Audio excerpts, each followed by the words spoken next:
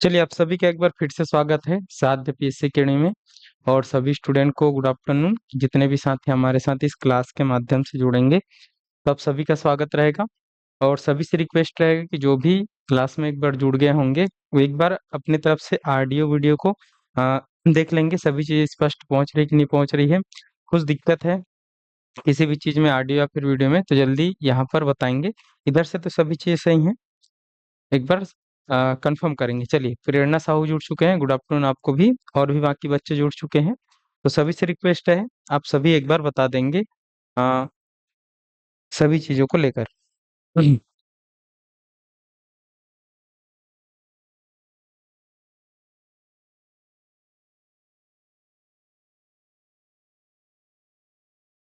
चलिए यार भावना जी भी जुड़ चुके हैं, चलो क्लियर है बोल रहे हैं प्रेरणा साहू जी। चलो तो क्लास को स्टार्ट करते हैं। देखो हम इस समय पढ़ते हैं संविधान एवं राज्य व्यवस्था व्यापम के लिए। और हम सभी अभी संविधान एवं राज्य व्यवस्था में एक टॉपिक पढ़ रहे हैं, संविधान का संवैधानिक विकास क्रम। ठीक है, कॉन्स्टिट्यूशनल डेवलपमेंट हम पढ़ रहे हैं। तो उनमें हमने स्टार्ट किया था 1600 से लेकर, और हम कल की क्लास में पहुंच चुके थे 1861 के भारत परिषद अधिनियम में। कल मैंने आपको बताया कि चार्टर एक्ट क्या होता है, भारत शासन अधिनियम क्या होता है और भारत परिषद अधिनियम क्या होता है। इन सब चीजों को कल हम चर्चा कर चुके थे और हम आए हुए थे एक टॉपिक, एक अधिनियम जिसका नाम था 1861 का। ठीक है, चलिए एक हम देख रहे थे यहाँ पर 1861 का भारत परिषद अधिनियम। ठीक है, चलिए 1861 का भारत परिषद अधिनियम। ठीक है, ये हम चर्चा कर रहे थे 1861 का भारत परिषद अधिनियम, इस पर हम देख रहे थे पिछले क्लास में, यहाँ तक हम आए हुए थे। अब 1861 का भारत परिषद अधिनियम में कल की क्लास में हम कुछ कुछ चीजों को समझे थे। जैसे मैंने कल की क्लास में आपको बताया था कि इस अधिनियम के द्वारा, ये जस्ट 1858 के भारत शासन अधिनियम के बाद आया था, 1857 की क्रांति के बाद आया था। तो ब्रिटिश ईस्ट इंडिया कंपनी ने भारतीय लोगों को खुश करने के लिए, उनमें अपनी कंपनी में सहभागिता को बढ़ाने के लिए सहयोग की नीति का यहाँ पर पालन किया था। तो यह पहला अधिनियम था जिसमें इन्होंने सहयोग की नीति के तहत काम किया, भारतीयों को अपने काउंसिल में लिया। जैसे कल मैंने आपको बताया था कि जो गवर्नर जनरल है उसको अब हम वायसराय बोलना चालू कर चुके थे 1858 के अधिनियम के द्वारा। तो वायसराय पे परिषद में यहाँ पर एक सदस्य को बढ़ाया गया, तो चार हुआ करता था तो उसमें एक सदस्य को बढ़ाकर यहाँ पर वायसराय की परिषद में पांच सदस्य हुआ करते थे। अब इन पांच सदस्यों के अलावा जो वायसराय है वो अतिरिक्त सदस्यों को भी जोड़ सकता था। किनको जोड़ सकता था? वो अतिरिक्त सदस्य को जोड़ सकता था, न्यूनतम 6 और अधिकतम 12 अतिरिक्त सदस्यों को जोड़ने का उनके पास यहाँ पर अधिकार दिए गए। और ये सभी सदस्य मिलकर, ये पांच गवर्नर जनरल काउंसिल वाले, ये न्यूनतम 6 और अधिकतम 12 और एक खुद वायसराय, ये सब मिलकर एक केंद्रीय परिषद का निर्माण करेंगे, एक विधायिका का काम करेंगे। और ये जो लोग हैं, ये पांच और एक वायसराय, ये कार्यपालिका का काम करेंगे, ये हमको देखा था। और मैंने आपको बताया था कि इसमें भारतीय लोग भी चुने जाएंगे। इसमें किन का चुनाव होगा? इसमें भारतीय लोगों को भी नियुक्ति किया जाएगा, ये हमने देखा था। और इसी परिप्रेक्ष्य में हमने देखा था कि यहाँ पर तीन भारतीयों की नियुक्ति भी किया गया था, जैसे पटियाला के राजा, जैसे बनारस के राजा और सर दिनकर राव। इन सब की नियुक्ति यहाँ पर की गई थी, इन सब की यहाँ पर नियुक्ति की गई थी, ये आपको देखना है।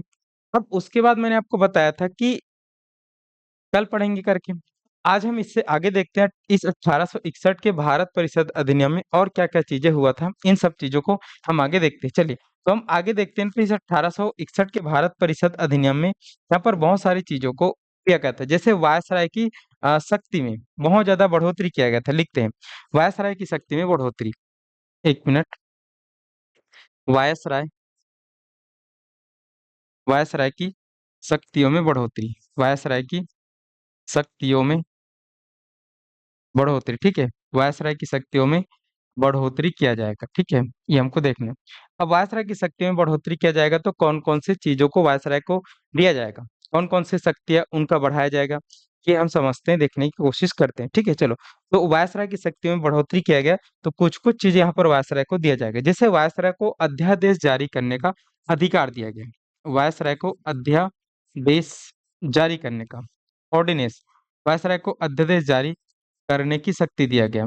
अध्यादेश जारी करने की शक्ति वायसराय को प्रदान किया गया। ठीक है, चलिए अब हम समझते हैं कि यहाँ पर ये जो हम वर्ड लिखे हैं अध्यादेश, ये होता क्या है, ये किस प्रकार से कार्य करता है, इनको हम समझते हैं। देखो, अध्यादेश का मतलब ये होता है कि एक नियम बनाने की, एक विधि बनाने का नियम है, मतलब कानून बनाने का एक नियम है। कानून बनाने का नियम क्या कहता है कि हमको कोई भी कानून अगर बनाना है तो जो वायसराय है उनको अपने परिषद से डिस्कशन करना पड़ेगा।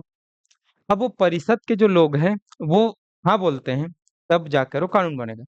कानून बनाने का जो प्रोसेस है वो सभी लोगों को पूछना पड़ेगा और उनकी सहमति लेनी पड़ेगी, तभी जाकर आज कानून बनता है। जैसे आज अगर हम देखें कि आज हमारी जो विधायिका है, हमारी जो विधायिका है, कल मैंने आपको बताया था विधायिका होता क्या है, कार्यपालिका होता क्या है और न्यायपालिका होता क्या है। तो हमारी जो विधायिका है वो संसद है। हमारी विधायिका कौन सा है? संसद है। और इस संसद के 3 अंग आते हैं, मैंने बताया था, लोकसभा, राज्यसभा और राष्ट्रपति आते हैं, प्रेसिडेंट आते हैं। तो भारत में जो कानून है वो संसद बनाती है और वो किसी भी सदन में लाया जा सकता है, फिर उनको दूसरे सदन में ले जाया जाता है और दोनों सदनों से पास होने के बाद राष्ट्रपति के हस्ताक्षर से कानून बनता है। ये हमको समझना है। अब कोई कानून बनता है तो एक लेंदी प्रोसेस है। लेंदी प्रोसेस है कहने का मतलब है पहले हम उसको एक सदन में लाएंगे, फिर वहां उसके बारे में चर्चा होगी, फिर उसके बारे में जब चर्चा होती है ना, तो वहां से अगर ये पास होता है तब ये जाता है दूसरे सदन में, फिर दूसरे सदन में भी उसके बारे में चर्चा होती है, कुछ काट छांट किया जाता है और फिर वहां से पास होता है, तब जाता है वो राष्ट्रपति के पास।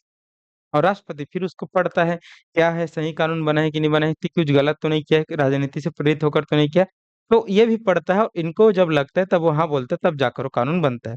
तो कानून निर्माण की जो प्रक्रिया है वो थोड़ा सा टाइम टेकिंग भी है, मतलब टाइम लगने वाला भी समय। इस प्रोसेस में कई बार तो 3 महीने लग जाते हैं, कई बार 6 महीने लग जाते हैं और कई बार 1 साल लग जाते हैं। विधि बनाना एक टाइम टेकिंग वाला प्रोसेस है। लेकिन अब होता क्या है, कई बार जरूरत पड़ जाती है हमको तुरंत एक्शन लेने की, तुरंत कोई कानून बनाने की। तो तुरंत कानून बनाने की जब जरूरत पड़ जाती है, जैसे कोरोना टाइम आया था, कोरोना टाइम में हमको तुरंत तुरंत कोई कानून बनाने की जब जरूरत पड़ गई थी, तब आप देख रहे थे कि कोरोना टाइम में किसी भी व्यक्ति का घर से बाहर निकलना मना था। तो यहाँ पर ये लोकसभा के 543 मेंबर हैं, राज्यसभा के 245 मेंबर है, तो ये सब अपने अपने घरों में थे। तो क्या ये कानून बनाने के लिए संसद में जाते? नहीं जाते। उस समय अगर कानून बनाने की कोई जरूरत पड़ती तो उस समय इन सबको ना बुलाकर एक और छोटा प्रोसेस भारत के संविधान में रखा गया है, जो इसी अधिनियम से आगे बढ़ेगा, जिसको हम बोलते हैं अध्यादेश, जिसको हम बोलते हैं ऑर्डिनेंस। और ये अध्यादेश जो होता है ना, वो केवल अभी भारत में वर्तमान में राष्ट्रपति जारी कर सकता है, राज्यों के लिए राज्यपाल जारी कर सकता है, और उस समय वायसराय को अध्यादेश जारी करने की शक्ति प्रदान किया गया था। और ये अध्यादेश विशेष परिस्थिति में जारी किया जा सकता था कि जब विधि बनाने का त्वरित डिसीजन लेना है, तब वायसराय तुरंत कोई विधि बनाएगा और बोलेगा कि ये अध्यादेश है, और उस अध्यादेश को विधि बन जाएगा, उसमें किसी को पूछने की भी जरूरत नहीं है, जब जरूरत पड़ी तब। तो आज भी भारत के संविधान में हम देखेंगे कि अध्यादेश की शक्ति राष्ट्रपति को है आर्टिकल 123 के तहत, और राज्यपाल को है राज्य के लिए आर्टिकल 213 के तहत। ये हमको समझना है। और जब विशेष परिस्थिति में, जब संसद का सत्र न चल रहा हो, लोकसभा और राज्यसभा का, विधानसभा का सत्र न चल रहा हो, तब राष्ट्रपति और राज्यपाल कोई अध्यादेश जारी कर सकता है, जिसका वैल्यू सेम उसी प्रकार की विधि का होता है जैसे नियम से बनाया जाता है वैसा।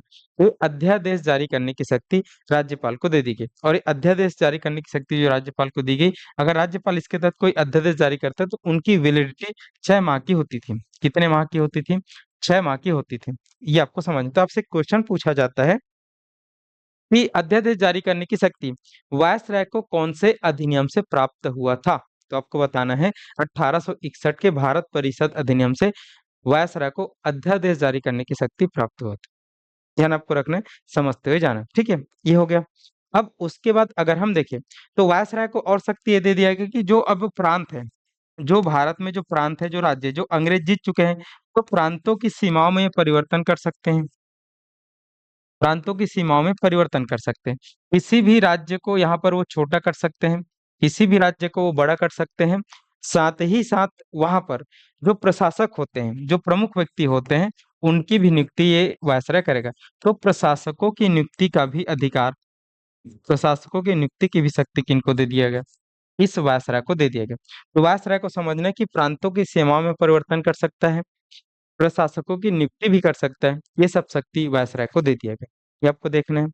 अब आगे अगर हम देखें तो इतना चीज इंपॉर्टेंट है, ये आपको समझते हुए जाना है, ठीक है। चलो, तो वायसराय की शक्ति में बढ़ोतरी किया गया, अध्यादेश जारी करने की शक्ति और प्रांतों की सीमा में परिवर्तन और वहां के प्रशासकों की नियुक्ति की यहाँ पर बात किया गया। इंपॉर्टेंट है, ध्यान आपको रखना है, समझते हुए आपको जाना है। एक और चीज बहुत ज्यादा इंपॉर्टेंट है, इसी अधिनियम के द्वारा मंत्रिमंडलीय व्यवस्था शुरू की, इसको बहुत ज्यादा बार पूछा गया।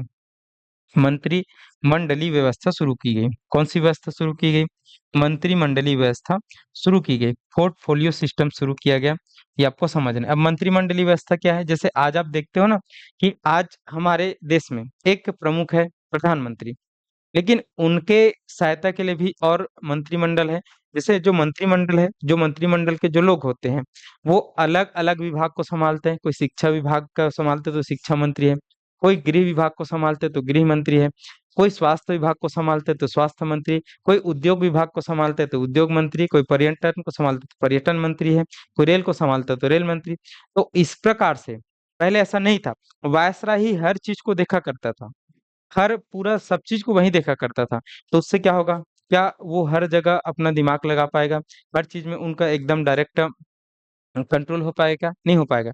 तो फिर यहाँ पर मंत्रिमंडलीय व्यवस्था शुरुआत किया गया कि जो वायसराय के काउंसिल में जो लोग हो गए उनको अलग अलग विभाग को दे दिया गया।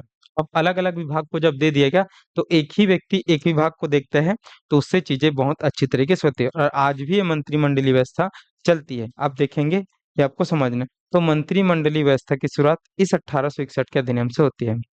बताइए, ये व्यापम का हो रहा है, आपको किनका क्लास करना है? सहायक शिक्षक। तो वहाँ पे जो मैम होंगे ना, बैठे हैं वहाँ पे? हाँ, नहीं मैम यहाँ पे बैठे रिसेप्शन में, उनसे पूछ लीजिए कि मैं इस सहायक शिक्षक का वो करने आया हूँ, क्या कहे करके, ठीक है। ये व्यापम का है, एक बार पूछ लीजिए उनसे, ठीक है। चलो, तो यहाँ पर हम देखेंगे कि मंत्रिमंडलीय व्यवस्था का शुरुआत किया गया था, ये हमको देखना है, ये हमको समझते हुए जाना है। तो 1861 के अधिनियम से बहुत सारी चीजें पूछा जाता है, जिसमें एक और चीज बहुत ज्यादा इंपॉर्टेंट है, और वो कौन सा है? वो मंत्रिमंडलीय व्यवस्था की शुरुआत यहीं से होती है। और आज पूरा हमारा देश इन्हीं सब सिस्टमों से चलता है। इंपॉर्टेंट है, हमको समझते हुए आपको जाना है, ठीक है। चलो, तो इतना इंपॉर्टेंट है, इतना आपको देखते हुए जाना है, ठीक है। चलिए, तो ये 1861 का भारत परिषद अधिनियम है। आप सबको समझ आया कि नहीं आया? जितने भी बच्चे मेरे साथ जुड़े हुए हैं, एक बार जल्दी से बताएंगे। किसी को कुछ दिक्कत है, कुछ डाउट है तो पूछ लेंगे, फिर आगे हम बढ़ते हैं।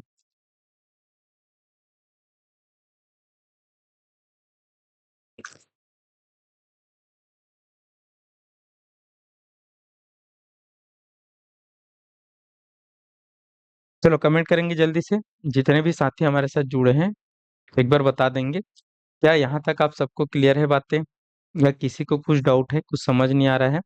तो एक बार जल्दी से कंफर्म करेंगे, फिर हम आगे बढ़ते हैं।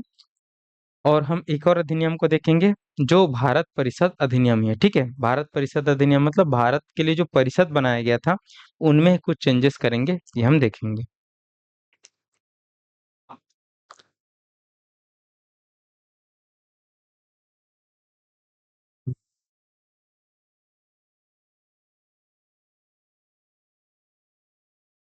चलो, एक बार और बता दिया जाएगा। बफरिंग हो रहा है क्या यहाँ पर? वीडियो चिपक रहा है आप लोग एक बार बताएंगे।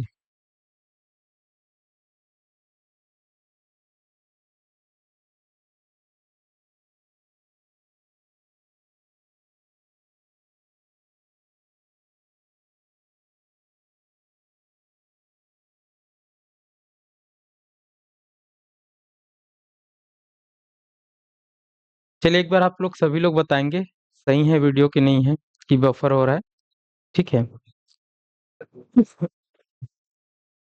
ठीक है, चलो ठीक है ना। चलो आगे बढ़ते हैं, देखो यहाँ पर और समझा देते हैं। देखो, मैंने आपको बताया था कि 1861 के भारत परिषद अधिनियम में यहाँ पर वायसराय की शक्ति में बहुत ज्यादा बढ़ोतरी किया गया था। जैसे मैंने आपको बताया कि एक शक्ति इनको दिया गया था अध्यादेश बनाने की, मतलब एक टेम्पररी कानून बनाने की शक्ति विशेष परिस्थितियों में वायसराय बना सकता था, ये मैंने बताया। और कानून कैसे बनते हैं उसका एक प्रोसीजर होता है जिसमें लंबा टाइम लगता है, ठीक है।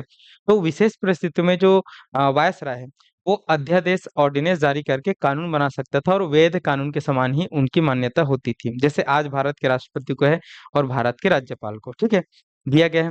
प्रांतों की सीमा में परिवर्तन कर सकता है वायसराय, कोई भी प्रांत है ना, तो उस प्रांतों की सीमाओं को छोटा कर सकता है, दो राज्यों को मिलाकर एक बड़ा राज्य बना सकता है। साथ ही साथ वहां पे जो प्रांतों को संभालने वाले जो गवर्नर है, जो प्रशासक है, उनकी भी ये नियुक्ति कर सकता है, ये भी अधिकार वायसराय को दे दिया गया।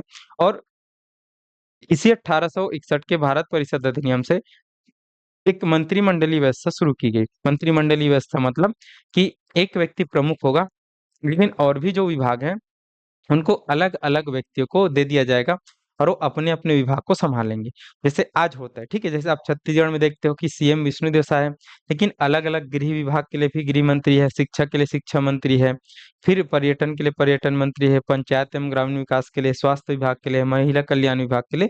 तो इस प्रकार से मंत्रिमंडलीय व्यवस्था की भी शुरुआत होती है 1861 के भारत परिषद अधिनियम से। क्वेश्चन बहुत ज्यादा पूछा गया है, ध्यान आपको रखना है। चलिए बताएंगे कौन पूछे थे, कल्याणी साहू जी। यहाँ तक आपको क्लियर हुआ कि नहीं हुआ, एक बार जल्दी से बताएंगे, ठीक है। चलो अब हम आगे देखते हैं। नेक्स्ट नेक्स्ट यहाँ पर आता है 1892 का भारत परिषद अधिनियम। चलिए नेक्स्ट अब हम देखते हैं 1892 का भारत परिषद अधिनियम। भारत परिषद अधिनियम, ठीक है, चलिए देखेंगे 1892 का भारत परिषद अधिनियम।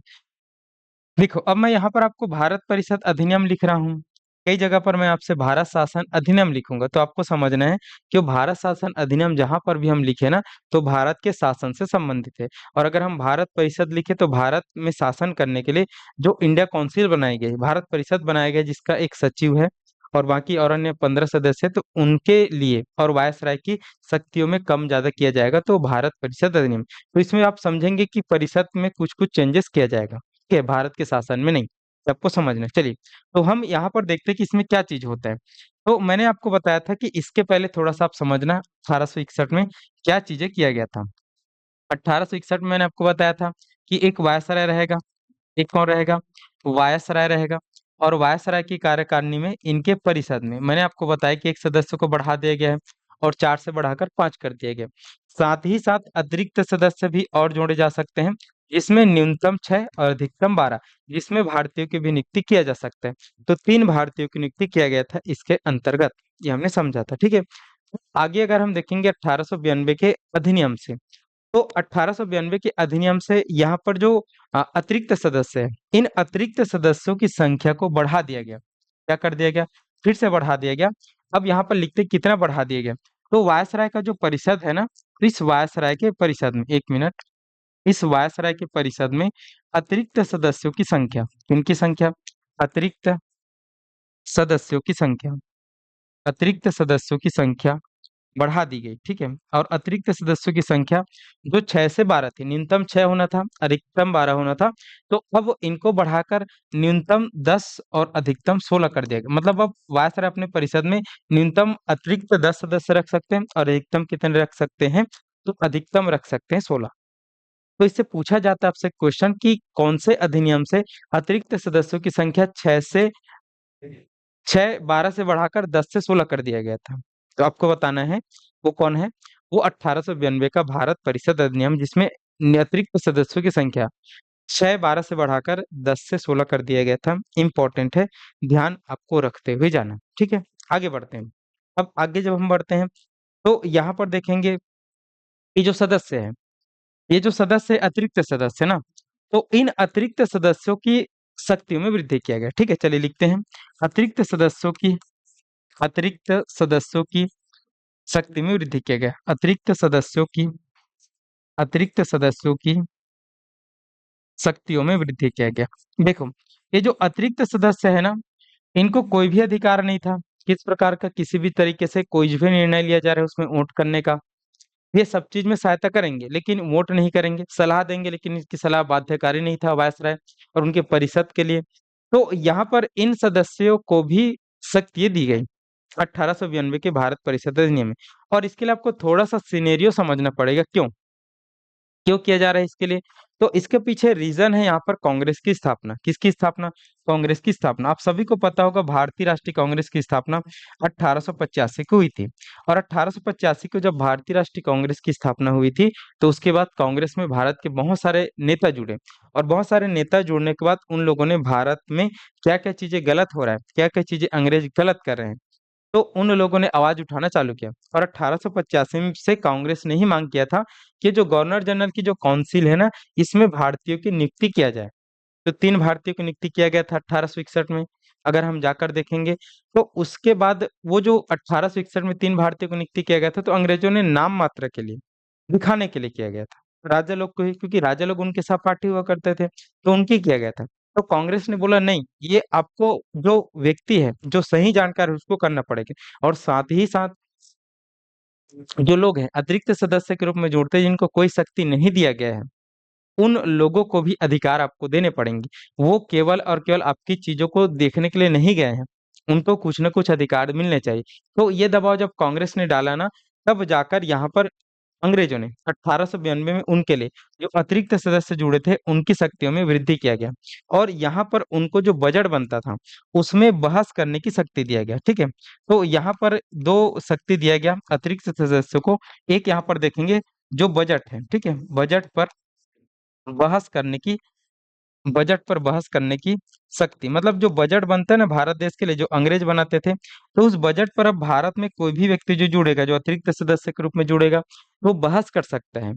वो कर सकता है कि आप इस बजट को कैसे बनाए हो, कैसे कर सकते हो, सब चीजें कर सकते हैं, बहस कर सकते हैं। हाँ, उनकी बातें मानी नहीं जाएगी, उनकी बातें बाध्यकारी है नहीं।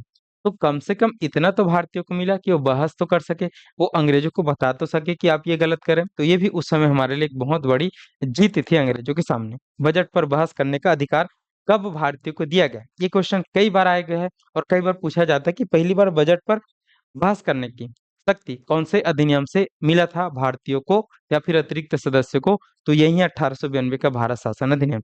अब साथ ही साथ एक और चीज, कि कुछ भी चीज होता है परिषद में, कुछ भी चीज होता है, तो उस पर भारतीय जो सदस्य जुड़ते थे अतिरिक्त सदस्य के रूप में, तो उनको कोई भी अधिकार नहीं था प्रश्न वश्न पूछने का। तो यहाँ पर प्रश्न पूछने की शक्ति भी दिया गया। जो अतिरिक्त सदस्य के रूप में जुड़ेंगे ना, उसको प्रश्न पूछने की शक्ति दिया गया।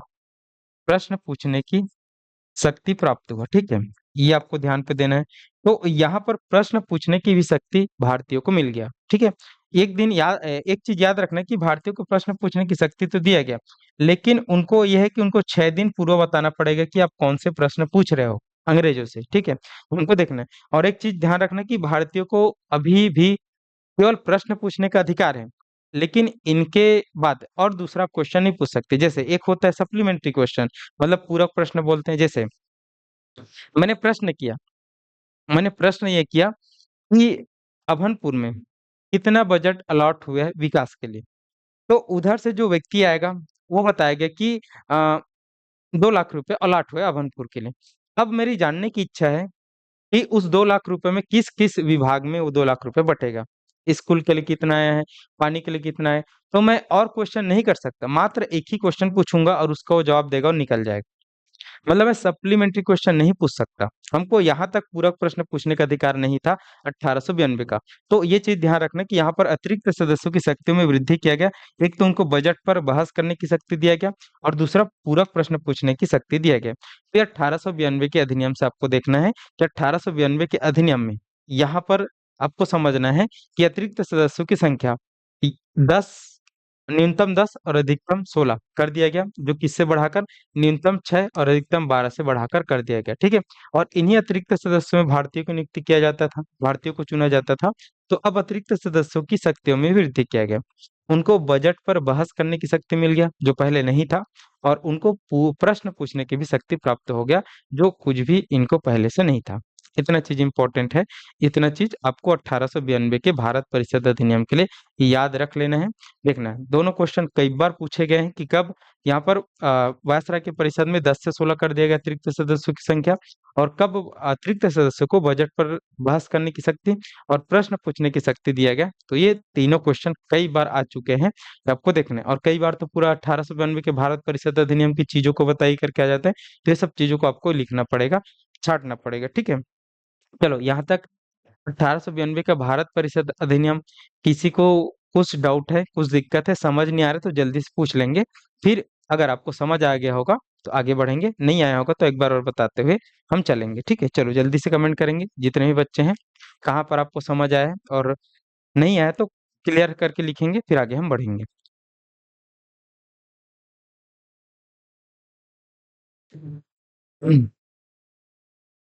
चलिए जितने बच्चे हैं एक बार बता देंगे।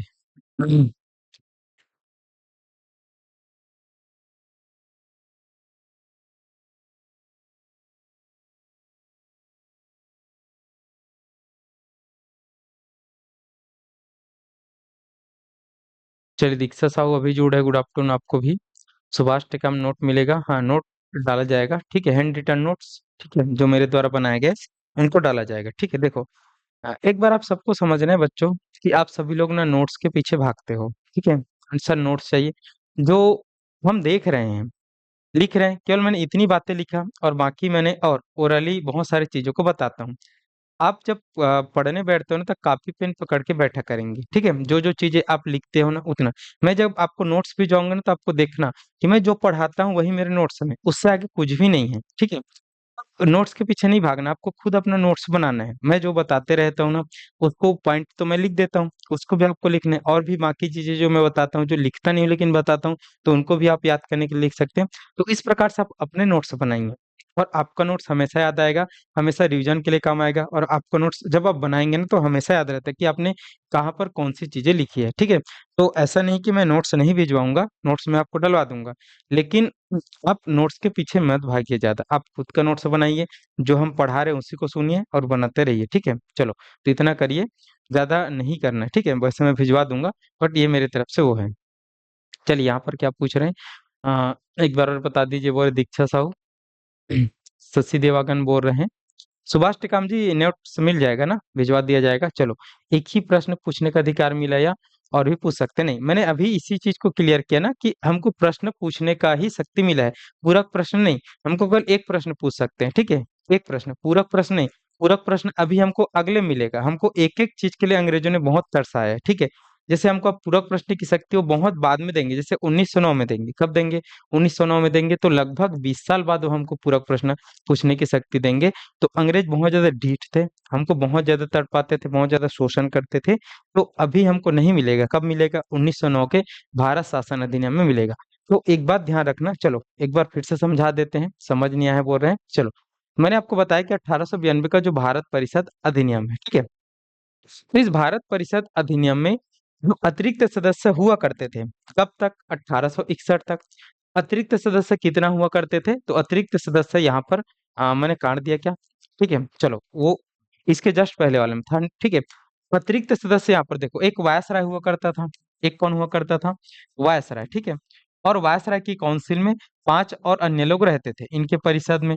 और इनके अलावा यहाँ पर उनको अगर हम देखें तो अतिरिक्त सदस्य और वो जोड़ सकता था, अतिरिक्त सदस्य और जोड़ सकते थे जो विधि बनाने में उनकी सहायता करता।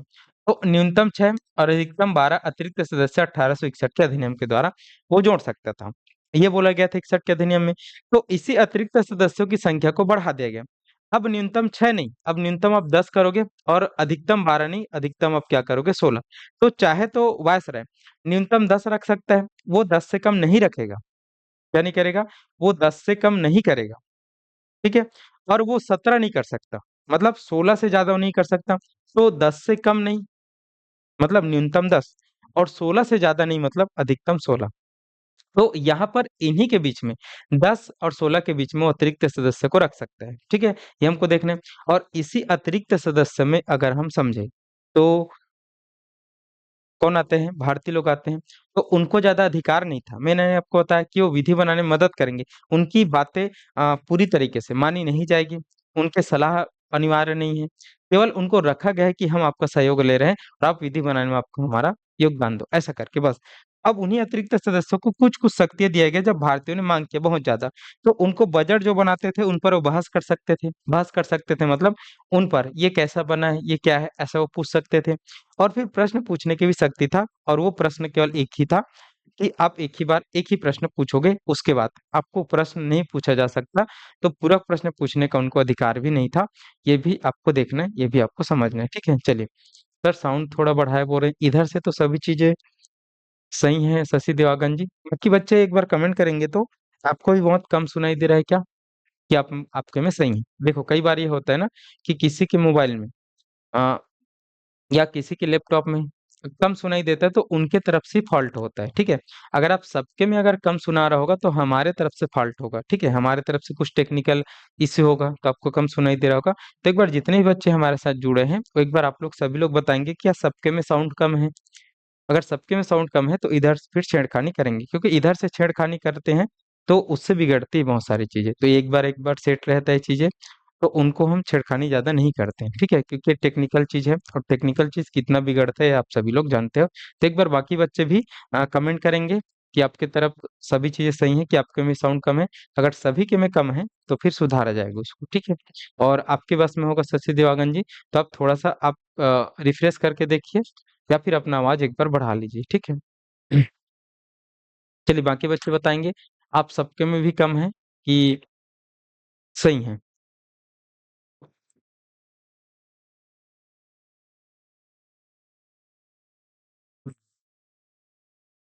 चलो बाकी लोग तो क्लियर है बोल रहे हैं, ठीक है। चलो आप एक बार अपना रिफ्रेश करके देखिएगा शशि देवांगन जी, ठीक है, या फिर बैक होके पूरा से चालू करिएगा, तो अच्छा ना चालू हो जाएगा। चलो यहाँ तक समझ आ गया सबको। अब हम आगे बढ़ते हैं, और हम पढ़ते हैं नेक्स्ट यहाँ पर अधिनियम 1919 का भारत शासन अधिनियम पढ़ते हैं। चलिए अब हम यहाँ पर देखते हैं, सॉरी 1919 बोला क्या, 1909 का, 1909 का भारत शासन अधिनियम। चलिए यहाँ पर हम देखते हैं 1909 का भारत शासन अधिनियम और पढ़ते हैं। देखो यहाँ पर मैंने इसको भारत शासन लिखा है, तो अब आपको ये समझ आ गया हो कि ये भारत की शासन पद्धति में कुछ ना कुछ ये परिवर्तन लेकर आएगा। भारत का जो शासन चल रहा था उसमें ये कुछ कम ज्यादा करेगा, ठीक है। और वो जो परिषद बोलते हैं, तो वो परिषद में कम ज्यादा करता है, ये आपको समझना। चलिए तो 1909 का जो भारत परिषद अधिनियम, सॉरी 1909 का जो भारत शासन अधिनियम है, तो इसका एक प्रचलित नाम है, एक लोकप्रिय नाम है, इसको मार्ले मिंटो सुधार के नाम से जाना जाता है। किसके नाम से जाना जाता है? मार्ले मिंटो सुधार के नाम से जाना जाता है। इसको हम बोलते हैं मार्ले मिंटो सुधार, क्योंकि आपसे क्वेश्चन पूछा जाता है कि किस अधिनियम को, या फिर किस भारत शासन अधिनियम को मार्ले मिंटो सुधार के नाम से जाना जाता है, या फिर आपसे कई बार मार्ले मिंटो सुधार की प्रमुख विशेषता क्या थी ये भी पूछा जाता है। तो मार्ले मिंटो जो सुधार है, मार्ले मिंटो जो रिफॉर्म है, वो 1909 का भारत शासन अधिनियम को ही कहा जाता है। क्यों? क्योंकि इस समय जो भारत के सचिव थे, भारत सचिव जिसको हम बोलते हैं, जॉन मार्ले नाम था, और भारत के उस समय जो वायसराय थे वो लॉर्ड मिंटो थे। तो अब दो व्यक्ति थे जो प्रमुख हुआ करते थे भारत के शासन को लेकर, एक भारत में रहने वाला भारत का वायसराय, और एक ब्रिटेन में रहने वाला भारत का सचिव। और भारत का सचिव हमेशा भारत के वायसराय से कनेक्ट रहता था, टच में रहता था क्या हो रहा है करके। तो ये दोनों लोग ही नियम कानून बनाते थे, ये आपको समझना है।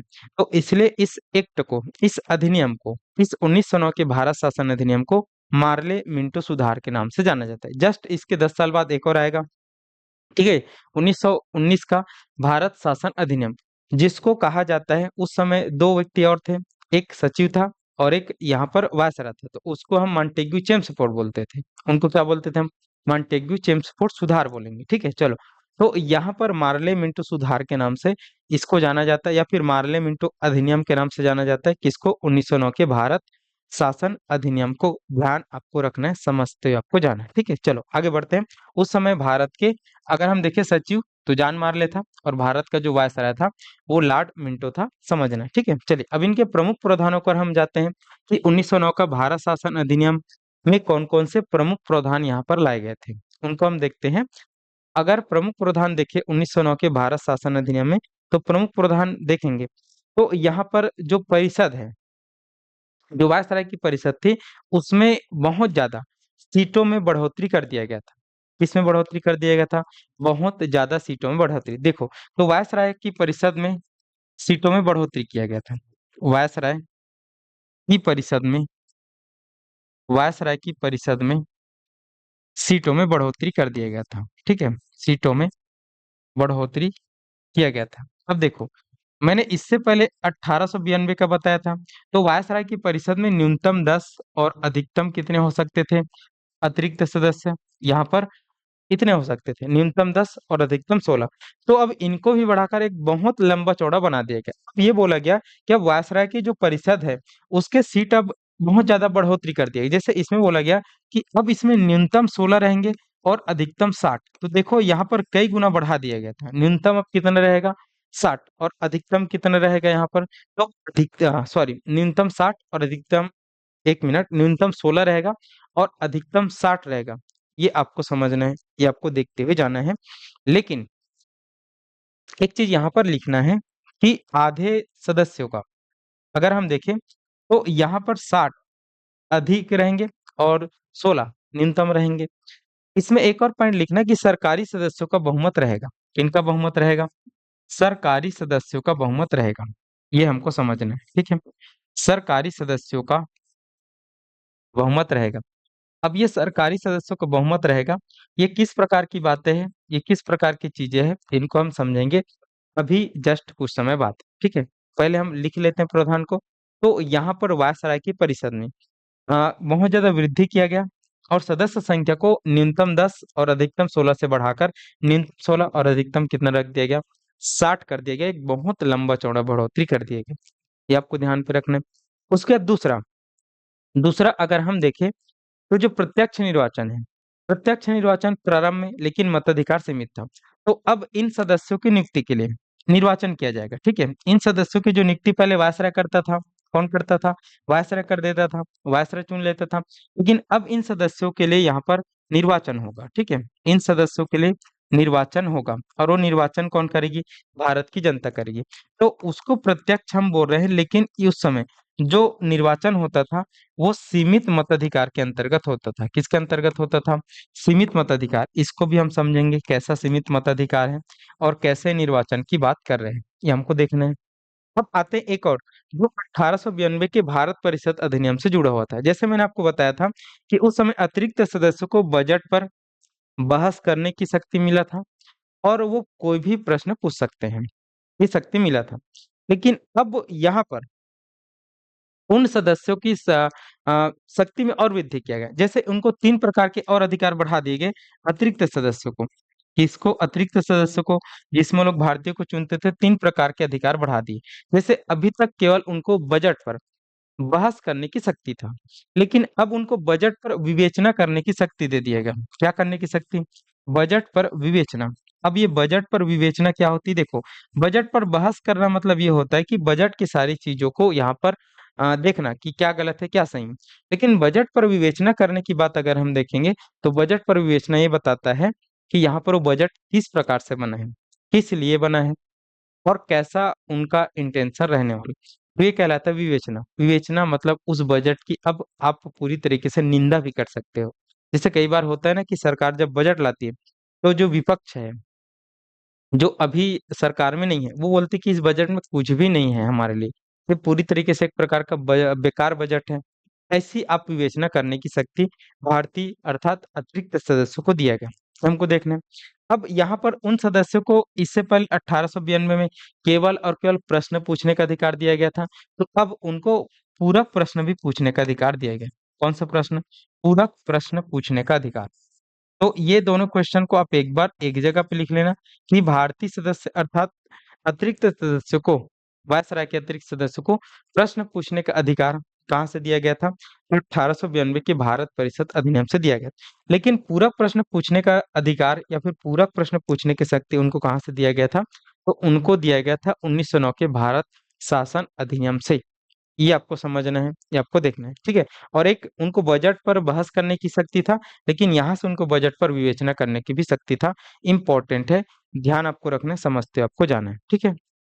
अब तीसरा अगर हम देखेंगे तो यहाँ पर लोकहित के मामलों पर, अब ये लोग लोकहित के जो मामले हैं, ठीक है, कौन से मामले हैं, लोकहित के मामलों पर ये बहस कर सकते हैं और प्रस्ताव भी ला सकते हैं, लोकहित के मामलों पर, ठीक है। लोकहित के मामलों पर, लोकहित के मामले क्या होते हैं, जो जनता से जुड़े हुए जो मामले हैं ना, जैसे कई बार अंग्रेज किसी का पानी बंद कर दे रहे हैं, कई बार अंग्रेज किसी को बहुत ज्यादा मार रहे हैं, पीट रहे हैं भारतीय जनता को, तो लोकहित है, जो लोक चीजों से संबंधित है। तो उस मामलों पर ये लोग यहाँ पर बजट सॉरी बहस कर सकते हैं यहाँ पर, इस केंद्रीय विधानसभा में, और साथ ही साथ कुछ कुछ प्रस्ताव भी ला सकते हैं। तो इतनी उपलब्धि रही है भारतीयों की इस 1909 में कि यहाँ पर अब बजट पर विवेचना करने का शक्ति दिया गया, पूरक प्रश्न पूछने की शक्ति दिया गया, और लोकहित के मामलों पर वो प्रस्ताव भी ला सकता है और बहस भी कर सकता है। इतना यहाँ पर दिया गया इस 1909 के भारत शासन अधिनियम में। तो इस क्वेश्चन को बहुत ज्यादा पूछा जाता है, इंपॉर्टेंट है, ध्यान आपको रखना है। अब जो 1909 का जो भारत शासन अधिनियम है, वो अब जाना जाता है भारत में एक विभाजन के लिए, भारत में एक तरीके के बहुत सारे गलत चीजों को करने के लिए, भारत में सांप्रदायिकता को बढ़ाने के लिए। तो एक पॉइंट यहाँ पर लिखते हैं कि इसके द्वारा भारत में पृथक निर्वाचन पद्धति का शुरुआत किया गया। किनका शुरुआत किया गया? पृथक निर्वाचन पद्धति का शुरुआत, पृथक निर्वाचन पद्धति का शुरुआत, ठीक है। अब ये पृथक निर्वाचन पद्धति क्या है, मैं आपको बताता हूँ और समझाता हूँ, ठीक है। देखो, भारत में अंग्रेजों के द्वारा 1909 में पृथक निर्वाचन पद्धति दिया गया, पृथक निर्वाचन पद्धति की शुरुआत हुआ, और ये मुस्लिम वर्ग को दिया गया। किनको दिया गया? मुस्लिम वर्ग को दिया गया। देखो, इनके पीछे इंटेंशंस क्या है अंग्रेजों का, और ये है क्या पृथक निर्वाचन पद्धति, अभी मैं आपको समझाता हूँ। लेकिन इसको अंग्रेज दे क्यों रहे, इसको आपको समझना है। देखो, जब अंग्रेज भारत में आए और भारत में व्यापार किया, और भारत में व्यापार के साथ साथ भारत के सब क्षेत्रों को जीतना चालू किया, और जब जीतना चालू किया तब भारत के लोगों को समझ आया कि ये जो ब्रिटिश कंपनी है वो हम पर शोषण करती है, हमको दबाती है, और हमको बहुत सारे गलत चीजों को करवाती है। तो फिर इनके खिलाफ 1857 में यहाँ पर भारत की जनता ने विद्रोह किया, और इस 1857 की विद्रोह में अंग्रेजों के समझ आ गया कि अगर भारत के लोगों को हम संगठित रखेंगे, भारत के लोगों को अगर हम एक साथ रखेंगे, तो ये लोग एकता में रहेंगे, और एकता में रहेंगे तो ये लोग हमको कभी भी यहाँ पर बाहर कर सकते हैं।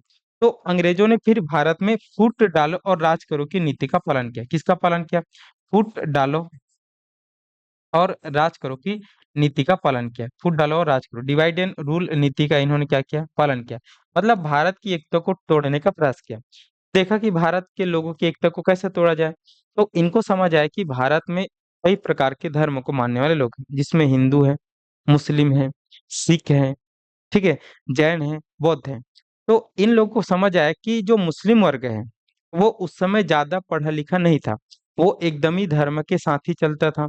तो इन्होंने देखा कि मुस्लिमों को भड़काया जाए और मुस्लिमों को अपने साथ रखा जाए।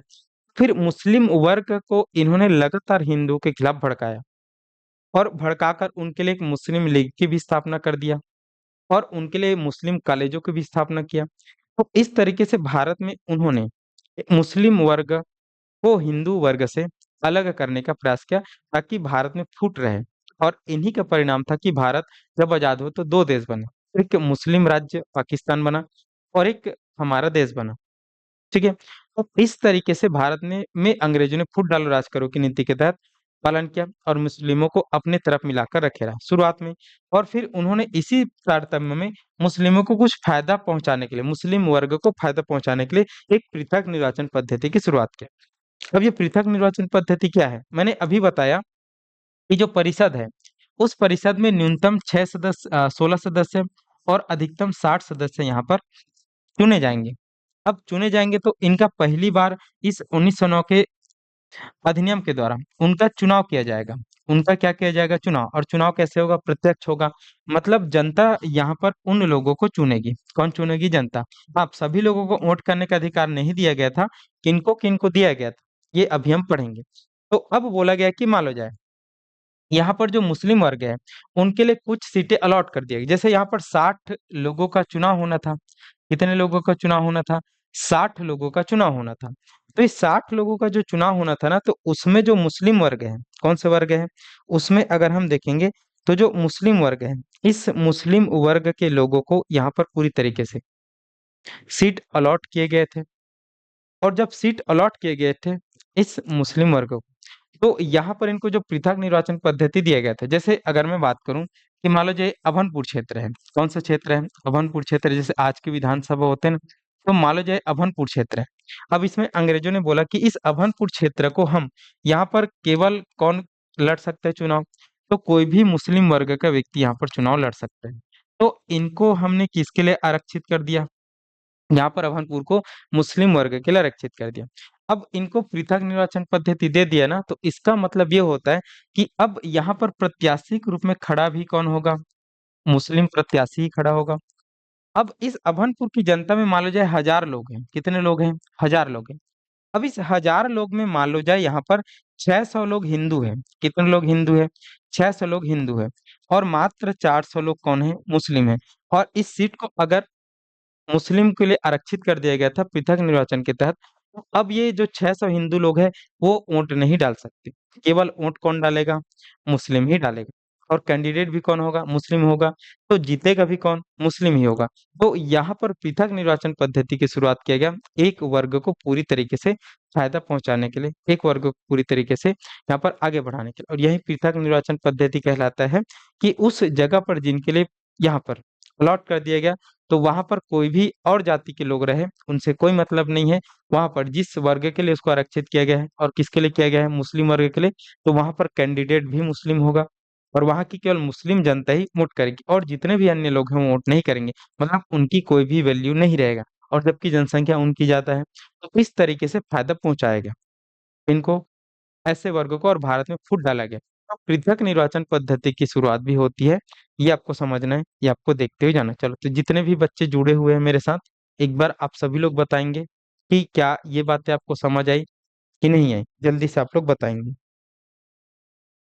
और इससे भारत में सांप्रदायिकता का भी जन्म होगा कि भारत में लोग अपने अपने संप्रदाय को लेकर, अपने अपने धर्म को लेकर लड़ाई झगड़े करने लगेंगे, और आगे वो बढ़ता रहेगा। ठीक है, हिंदू मुस्लिमों की खाई आगे बढ़ने लगेगी, ये हम देखेंगे इसी एक्ट के द्वारा। और खुद जो जान मारले हैं, जो इस समय लाए थे ना इस अधिनियम को, जिसको हम पार्लियामेंट सुधार बोलते हैं, तो जान मारले ने कहा था कि हम भारत में सांप के बीज बो रहे हैं, सांप के विष बो रहे हैं, और उसके दांत अब बहुत जल्दी निकलेंगे। ठीक है, तो इस तरीके से भारत में सांप्रदायिकता के बीज बो दिए गए। फूट डालो राज करो की नीति के तहत पृथक निर्वाचन पद्धति मुस्लिम वर्ग को दे दिया गया। तो शुरुआत में तो मुस्लिम वर्ग को अच्छा लगा, लेकिन आगे चलकर ये खाई और बढ़ेगी। 1919 के अधिनियम में अंग्रेज ईसाइयों को भी दे देंगे, सिखों को भी दे देंगे। तो भारत को बांट रहे हैं अंग्रेज अलग अलग चीजों में। ठीक है, चलो, तो ये बात हम देखेंगे यहाँ तक। चलो आगे देखते हैं। अब इस 1909 का जो अधिनियम है वो एक भारत शासन अधिनियम है, तो ये बहुत बड़ा है। ठीक है, तो ये बातें आपसे क्वेश्चन बहुत पूछा जाता है कि भारत में पृथक निर्वाचन पद्धति की शुरुआत कौन से अधिनियम से की गई थी। और पृथक निर्वाचन पद्धति सर्वप्रथम इस वर्ग को दिया गया था। तो भारत में पृथक निर्वाचन पद्धति की शुरुआत 1909 के भारत शासन अधिनियम अर्थात पार्लियामेंट सुधार से दिया गया था, और मुस्लिम वर्ग को पहली बार पृथक निर्वाचन पद्धति दिया गया था। इम्पोर्टेंट है, इतना चीज आपको ध्यान पे होना चाहिए। बहुत ज्यादा एक क्वेश्चन को दोहराया गया है, पूछा गया है। ठीक है, ये हमको देखने। अब एक और चीज बहुत ज्यादा इंपॉर्टेंट है, कौन सी चीज यहाँ पर इंपॉर्टेंट है, देखते हैं। अब ये पहली बार हो रहा है कि वो वायसराय की कार्यकारिणी परिषद में एक भारतीय को शामिल किया जा रहा है, समझते हैं। ठीक है, पहली बार, प्रथम बार, प्रथम बार वायसराय की कार्यकारिणी में, प्रथम बार वायसराय की कार्यकारिणी में। ठीक है, प्रथम बार वायसराय की कार्यकारिणी में भारतीय सदस्य का चुनाव किया जा रहा है, मतलब भारतीय सदस्य की नियुक्ति किया जा रहा है। ठीक है, चलिए देखते हैं, भारतीय सदस्य की नियुक्ति किया जा रहा है। ठीक है, चलिए देखते हैं। प्रथम बार वायसराय की कार्यकारिणी में भारतीय सदस्य की नियुक्ति। अब आप ये बोलेंगे सर आपने तो एक जगह बताया था 1861 के भारत परिषद अधिनियम में कि पहली बार वायसराय की जो काउंसिल है, जो परिषद, उसमें 3 भारतीयों को चुना गया था, जिसमें आपने पटियाला के राजा को बताया था, बनारस के राजा को बताया था, और सर दिनकर राव को बताया था। तो देखो दोनों बातें अलग अलग, कैसी अलग अलग बात। मैंने आपको बताया कि एक वायसराय है, एक वायसराय जो प्रमुख होता था, ठीक है। और इनके सहायता के लिए मैंने बताया कि और अन्य सदस्य होते थे जिनकी संख्या हम पढ़ चुके हैं, 5 तक है। कितना तक है? 5 तक है। और अतिरिक्त सदस्य ये वो जोड़ सकते हैं। जैसे हमने देखा कि अतिरिक्त सदस्य वो 1861 के अधिनियम के द्वारा न्यूनतम 6 और अधिकतम 12 जोड़ सकते थे। फिर उसके बाद इसको बढ़ाकर 1892 में अब उन्होंने बोला कि न्यूनतम 10 और अधिकतम आप 16 रख सकते हो। और अभी यहाँ पर बोला गया 1909 में कि अब न्यूनतम 16 और अधिकतम आप 60 रख सकते हो। तो ये अतिरिक्त सदस्य है। ये कौन है? ये अतिरिक्त सदस्य है। ये वायसराय की कार्यकारिणी में है, लेकिन ये अतिरिक्त सदस्य के रूप में है। इनके पास कोई पावर्स नहीं है, ठीक है। ये केवल सदस्य के रूप में काम करेंगे, अपना बहुत सारे चीज को योगदान देंगे, लेकिन इनके पास न तो वोट देने का अधिकार है और न ही ज्यादा इधर उधर करने का अधिकार। तो पावरफुल कौन है? हमेशा यही है, तो उनके परिषद के जो लोग हैं, ठीक है, ये हमको देखना है। और इन दोनों को मिलाकर हम इसको कार्यकारिणी बोलते हैं, और बाकी सबको मिलाकर हम विधायिका बोलते हैं। ये हमको समझना है। तो पावरफुल ये कार्यकारिणी, इन सदस्य को वोट करने का अधिकार है, सब चीज का अधिकार, मतलब यही मंत्री लोग हैं। अब हमने देखा कि 1861 के भारत परिषद अधिनियम के द्वारा जो 3 लोगों को जोड़ा गया था, वो इस वाले में जोड़ा गया था जिनका कोई वैल्यू नहीं रहता था, केवल नाम मात्र के लिए जोड़ दिया गया था कि हम भारतीयों का सहयोग ले रहे हैं, ऐसा करके। अब पहली बार ऐसा हो रहा है कि इस वाले में जो कार्यकारिणी वाले हैं ना, उसमें एक भारतीय सदस्य को जोड़ा जा रहा है। ये एक बहुत बड़ी उपलब्धि है और एक बहुत बड़ा डिसीजन है। और ऐसा जुड़ने वाला जो व्यक्ति है वो एसपी सिन्हा थे। ऐसा जुड़ने वाला पहला व्यक्ति कौन था वायसराय की कार्यकारिणी में? तो उसका नाम है एसपी सिन्हा, सत्येंद्र प्रसाद सिन्हा इनका पूरा नाम है, आप लिख सकते हैं। तो आपसे क्वेश्चन पूछा जाता है कि वायसराय की कार्यकारिणी में पहली बार कब एक भारतीय सदस्य को जोड़ा गया था? तो आपको बताना है 1909 का भारत शासन अधिनियम। और वायसराय की कार्यकारिणी में जुड़ने वाला पहला भारतीय सदस्य कौन था? तो उसको आपको बताना है, एसपी सिन्हा थे, सत्येंद्र प्रसाद सिन्हा थे। इंपॉर्टेंट है, ध्यान आपको रखते हुए जाना है, ठीक है। ये हो गया, ये आपको समझना है। चलो, ये बात आपको समझ आया कि नहीं आया? जितने भी बच्चे हैं जल्दी से बताएंगे।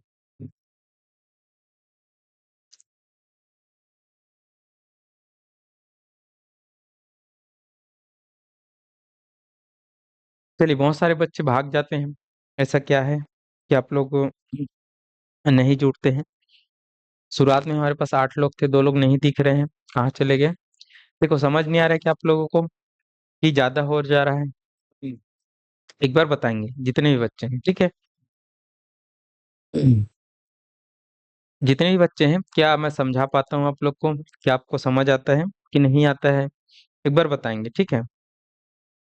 देखो, ये जो चैप्टर्स है ना, ये बहुत लेंदी चैप्टर्स, ठीक है। आपको बोरिंग भी लगेगा, आपको बहुत ज्यादा तथ्यात्मक चीजें भी आएगा। तो ये चैप्टर बहुत बोरिंग होने के साथ साथ बहुत ज्यादा याद करने वाला है, बहुत ज्यादा तथ्यात्मक फैक्ट है, ठीक है। क्योंकि एक चीज दूसरे चीज से लिंक है, कि किसी चीज को हमने 1861 में बनाया है तो उसको हम फिर चेंज कर रहे हैं, तो एक दूसरे से बहुत ज्यादा इंटरचेंज वाला है, बहुत ज्यादा लगा हुआ ये टॉपिक है। तो आपको हमेशा अपने माइंड को प्रेजेंट रखना है हर जगह में, कि उसमें क्या हुआ था, इस अधिनियम में क्या चेंज हो रहा है। तो इसलिए बहुत सारे बच्चों को उनके दिमाग से बाहर जाता है। लेकिन देखो, अगर आप किसी भी क्षेत्र में आए हो पढ़ने, किसी भी क्षेत्र में आप तैयारी करने आए हो, तो आपको डरना नहीं है किसी भी चीज से। अगर आप इसको छोड़ दिए तो आगे आपको कुछ भी समझ नहीं आएगा, आपसे क्वेश्चन नहीं बनेंगे। तो ये सब चीजों को छोड़ना नहीं है। मैं तो हूं ना उसके लिए, कि अगर आपको कहीं पर समझ नहीं आ रहा है, कुछ भी शब्द आपको चुभ रहा है कि सर इन शब्द का मीनिंग क्या है, ये हमको समझा दीजिए, तो मैं आपको समझाता हूँ, ठीक है। अगर आप एक बार में नहीं समझे, 2 बार पूछ लीजिए, दूसरा में समझे, तीसरा में पूछ लीजिए, ठीक है। तो कम से कम आप पढ़िए और थोड़ा इंटरेस्ट के साथ पढ़िए, और धीरे धीरे आपका इंटरेस्ट बनते जाएगा। ये जो टॉपिक है अगर निकल गया ना, हम संविधान सभा में पहुंच गए, तो उसके बाद आपको बहुत ज्यादा समझ आएगा और बहुत ज्यादा अच्छा भी लगने लगेगा। ये इसलिए बहुत बोरिंग लगता है क्योंकि ये अधिनियम है, इसमें बहुत सारी चीजों को चेंज किए गए हैं, बहुत सारी चीजों को बदला गया है, बहुत सारी चीजों को हटाया गया है, बहुत सारी चीजों को यहाँ पर बहुत ज्यादा इधर उधर किए गए, इसलिए आपको इंटरचेंज एक दूसरे से लगे हुए हैं, ठीक है। इसलिए कई बच्चे बोलते हैं, जैसे यहाँ पर किसी जगह पर 6 से 12 किया गया है, किसी जगह पर 10 से 16, और किसी जगह पर 16 से 60। तो ये सब चीजें बहुत परेशान करती हैं, पर धीरे धीरे आप पढ़ते जाएंगे ना, तो आपको समझ आ जाएगा, ठीक है। चलो, तो आगे बढ़े। यहाँ तक सभी लोगों को कंफ्यूजन नहीं है? किसी को कुछ डाउट है तो पूछ सकते हैं। देखो, तो इस चीज को आप कभी मत भूलना, ये चीजें बहुत बार पूछा गया है कि कब पहली बार वायसराय की कार्यकारिणी में किसी भारतीय सदस्य को जोड़ा गया। तो कब पहली बार जोड़ा गया? तो पहली बार इसी 1909 के भारत शासन अधिनियम से जोड़ा गया। और ऐसा जुड़ने वाला पहला व्यक्ति कौन है? तो ये पहला व्यक्ति है एसपी सिन्हा, सत्येंद्र प्रसाद सिन्हा। ये हो गया वायसराय की कार्यकारिणी। अब हम देखते हैं कि एक और यहाँ पर समूह होता था जो भारत के समस्याओं से संबंधित था, भारत पर शासन से संबंधित था, जिसको हम बोलते हैं भारत सचिव का पद। जिनको हम क्या बोलते हैं? भारत सचिव का पद। तो आप सबको पता है कि यहाँ पर भारत सचिव का पद है जो भारतीय मामलों के लिए ब्रिटेन में बैठा रहता है। जैसे मैंने अभी आपको बताया ना कि एक व्यक्ति है जिनका नाम कौन सा है, यहाँ पर जॉन मार्ले है। तो जॉन मार्ले इस समय भारत के सचिव है, और जो वायसराय है वो मिंटो है। तो भारत का सचिव का पद हमने बनाया था 1858 के अधिनियम में, और उनके सहायता के लिए हमने यहाँ पर 15 सदस्यीय टीम भी बनाया था। क्या बनाया था हमने? 15 सदस्यों की एक टीम बनाया था। अगर आपको समझ नहीं आ रहा होगा तो आप यहाँ पर पत्ता पलट के देख सकते हैं कि 1858 में हमने क्या चीजों का डेवलपमेंट किया था। हमने यहाँ पर ब्रिटिश ईस्ट इंडिया कंपनी को समाप्त किया था। उनमें जो दो बॉडी था, एक बोर्ड ऑफ डायरेक्टर जो व्यापारिक कार्य को देखती थी, और एक कोर्ट ऑफ डायरेक्टर, ठीक है, जो निदेशक मंडल था और जो नियंत्रक मंडल था, जो एक व्यापार को देखती थी, एक राजनीति को देखती थी। तो दोनों को हमने समाप्त कर दिया 1857 की क्रांति के बाद, और हमने यहाँ पर गवर्नर जनरल को वायसराय किया, और उसकी सहायता के लिए भारत सचिव का एक पद बनाया इंडियन सेक्रेटरी का, और उनकी सहायता के लिए हमने 15 सदस्यीय टीम भी रखा। ये हमने आपको बताया था कि नहीं बताया था? तो अब भारत सचिव का पद भी बहुत ज्यादा महत्वपूर्ण है, और ये ब्रिटेन में बैठा रहता है और वायसराय के साथ लगातार कनेक्ट रहता है। तो भारतीय मामलों के लिए सबसे प्रमुख जो अधिकारी है ब्रिटेन में, वो भारत सचिव ही है, और ये भारत सचिव ब्रिटेन की संसद के बैठे लोगों को बताता है। तो यहाँ पर इस भारत सचिव के पद पर भी, इस भारत सचिव की जो परिषद पर है, उन पर भी यहाँ पर भारतीय लोगों को चुना जाएगा। तो आपसे क्वेश्चन पूछा जाता है कि प्रथम बार भारत सचिव के परिषद में, किनके परिषद में? भारत सचिव का परिषद। तो भारत सचिव का परिषद ये है जिसमें कितने लोग थे? 15 लोग। तो भारत सचिव की परिषद में भी पहली बार यहाँ पर दो भारतीय लोगों का चुनाव किया गया, दो भारतीय लोगों की नियुक्ति किया गया। तो कौन कौन है इसका भी नाम पूछा जाता है। तो एक यहाँ पर आता है केसी गुप्ता। एक कौन आता है? एक यहाँ पर आता है हमारे पास व्यक्ति केसी गुप्ता, जो भारतीय है। और दूसरा दूसरा अगर हम देखेंगे तो दूसरा जो व्यक्ति है, ठीक है, दूसरा व्यक्ति यहाँ पर आता है, एक केसी गुप्ता है, और एक यहाँ पर आता है सैयद हुसैन बिलग्रामी। एक कौन आता है? सैयद हुसैन बिलग्रामी, ठीक है, सैयद हुसैन बिलग्रामी, ठीक है। एक हमारे पास आता है सैयद हुसैन बिलग्रामी। देखो, तो अब आप देखोगे कि अब भारतीय लोगों को लगातार खुश करने के लिए अंग्रेज यहाँ पर अपने कार्यकारिणी परिषद में भी रख रहे हैं। पहले व्यक्ति किनको रख लिए? एसपी सिन्हा। और यहाँ पर भारत सचिव के परिषद में भी रख रहे हैं दो व्यक्ति को, एक केसी गुप्ता है और एक कौन है? सैयद हुसैन बिलग्रामी। जो ये बता रहा है कि हम भारतीयों को रख रहे हैं, हम आपका सहयोग ले रहे हैं, और आप भी आकर नियम कानून बनाए। तो एकमात्र भारतीयों को एक प्रकार से झुंझुना अंग्रेज यहाँ पर दिला रहे थे, उनको खुश करने के लिए मात्र। तो ये चीजें आपको 1909 के भारत शासन अधिनियम में देखना है। तो इतने चीजें बहुत बार पूछी गई है भारत शासन अधिनियम में। एक बार रिवाइज करते हैं, फिर आगे हम बढ़ेंगे, ठीक है। चलो, तो भारत शासन अधिनियम, जिसको हम यहाँ पर बोलते हैं 1909 का भारत शासन अधिनियम, जिसका प्रचलित नाम है मार्ले मिंटो सुधार। इनका अगर हम देखें प्रमुख प्रावधान क्या क्या थे, तो वायसराय की परिषद में सीटों में बढ़ोतरी किया गया। अब अतिरिक्त सदस्य 10 16 से बढ़ाकर अब न्यूनतम 16 और अधिकतम 60 कर दिया गया। ये हमको देखना है। सरकारी सदस्यों का बहुमत रहेगा। ये कौन सी बात है, आगे हम पढ़ेंगे, ठीक है। उसके बाद यहाँ पर इन सदस्यों की नियुक्ति पहले वायसराय कर देता था, अपने मन से चुन लेता था, लेकिन अब इन सदस्यों का निर्वाचन होगा। और निर्वाचन कौन करेगी? तो निर्वाचन करेगी भारत की जनता। हाँ, प्रत्यक्ष रूप से करेगी, लेकिन उस समय सीमित मताधिकार था, सभी लोगों को वोट देने का अधिकार नहीं दिया गया था, कुछ कुछ लोगों को ही दिया गया था। लेकिन अब जनता ही चुनेगी उन लोगों को, ये आपको ध्यान पे रखना। अब अगर हम देखेंगे तो इसमें यहाँ पर जो अतिरिक्त सदस्य ग्रुप में जुड़ते थे, तो उनको बजट पर विवेचना करने की शक्ति दिया गया। साथ ही साथ उनको जो प्रश्न बस पूछने का अधिकार था, उनको पूरक प्रश्न पूछने का अधिकार दिया गया। और लोकहित का कोई मामला है, कोई पब्लिक यहाँ पर पब्लिक डेवलपमेंट का कोई मामला है, ठीक है, तो उनको अब उस प्रस्ताव को ला सकते हैं वो, और उन पर बहस भी कर सकते हैं कि ऐसा ऐसा क्यों हो रहा है करके, ठीक है। उसके बाद हमने देखा कि अब पहली बार भारत में अंग्रेजों के द्वारा इस अधिनियम से पृथक निर्वाचन पद्धति की शुरुआत कर दिया गया, और पहला किन से वर्ग को दिया गया? मुस्लिम वर्ग को दिया गया। इंपॉर्टेंट है। फिर उसके बाद प्रथम बार वायसराय की कार्यकारिणी में भारतीय सदस्य को जोड़ा गया। और ऐसा जोड़ने वाला भारतीय सदस्य कौन था? एसपी सिन्हा था। ये भी आपको ध्यान रखना है। और उसके बाद भारत सचिव का जो परिषद है उसमें 15 लोग होते थे, तो उसमें भी भारतीयों की नियुक्ति किया गया। एक केसी गुप्ता है और एक कौन है? सैयद हुसैन बिलग्रामी है। ये इंपॉर्टेंट है, ध्यान आपको रखना है। यहाँ तक आप समझ पाए कि नहीं पाए, एक बार जल्दी से बता देंगे, फिर आगे हम देखेंगे। ठीक है, चलो जितने भी बच्चे जुड़े हैं एक बार जल्दी से कमेंट कर देंगे, क्या आप यहाँ तक समझ पाए?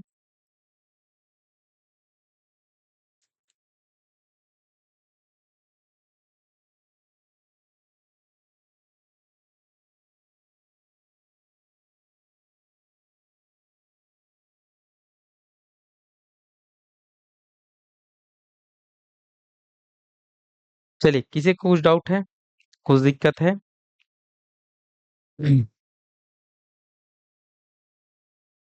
चलिए, बातें समझ आ रहे हैं ना? देखो, आप सब ये करना बच्चों कि आप पढ़ रहे हो ना संवैधानिक विकास, तो आपके पास जो भी एमसीक्यू बुक होगा, मतलब प्रीवियस ईयर क्वेश्चन वाला, या फिर जो भी, तो आप संविधान का एक एमसीक्यू बुक जो होगा आपके पास, या फिर नहीं होगा, आप क्या करेंगे, गूगल गूगल में देख लेंगे और आप एमसीक्यू लगाते जाएंगे।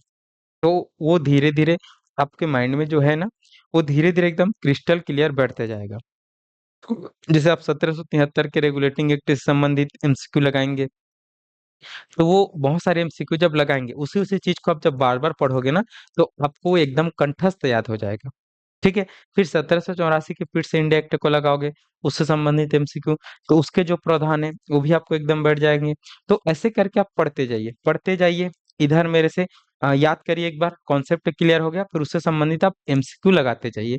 तो ये तैयारी का बेस्ट यहाँ पर क्या होता है, तरीका होता है कि जितना ज्यादा आप मॉक देंगे, जो चीज आप पढ़े उससे उससे आपका माइंड बहुत ज्यादा उस चीज को याद करते जाएगा, उस चीज में क्रिस्टल क्लियर वो बैलेंस बनाते जाएगा कि ये चीज इनका है, ये चीज इनका है, ये चीज उनका नहीं है, ये चीज इनका है, ऐसा करके। ठीक है, तो ये चीजें आप करिए, धीरे से करिए और लगातार करिए। और एग्जाम निकालने का यही मंत्र है कि आपको मेहनत करना है, मेहनत से नहीं डरना है, और पूरी तरीके से।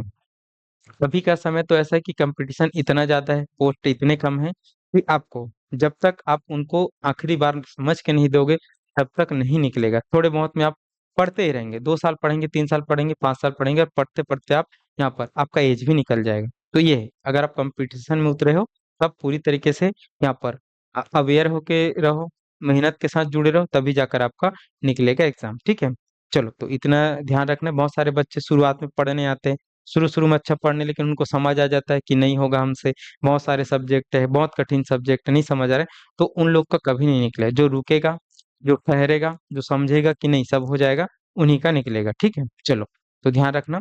और आज की क्लास को हम यहीं पर रोक देते हैं, क्योंकि अगला जब हम पढ़ेंगे ना, 1919 का भारत शासन अधिनियम, तो वो भी बहुत बड़ा है, और उनको अगर हम पढ़े तो आधा घंटा लग जाएगा, और कुछ मिनट पढ़ के अगर छोड़ेंगे तो सही नहीं रहेगा। तो उनको हम कल पढ़ेंगे, तब तक हम आज जो पढ़े उनको आप रिवाइज करिए अच्छे से, और 1600 से रिवाइज करते आइएगा, तो ये आपको लिए बेनिफिशियल रहेगा। ठीक है, चलो, तो कल की क्लास में हम 1919 का भारत शासन अधिनियम देखेंगे, फिर उसके बाद हम और बहुत सारी चीजों को देखेंगे। ठीक है, चलो, तो हमारा संवैधानिक विकास जो हम पढ़ रहे हैं ना, वो अब ज्यादा दिन नहीं चलेगा, 2 से 3 क्लास में खत्म हो जाएगा। फिर हम संविधान सभा की बात करेंगे, और उस संविधान सभा के द्वारा कैसे संविधान का निर्माण किया जाता है, क्या क्या चीजें भारत के संविधान में रखी जाती है, उन सारी चीजों को हम पढ़ते जाएंगे। ठीक है, चलो, तो ये बोरिंग जो लेक्चर है वो थोड़ा निकल जाएगा, संवैधानिक विकास, फिर आपको और अच्छे से समझ आना चालू हो जाएगा। चलो, तो धन्यवाद आप सभी का, मिलेंगे कल की क्लास में।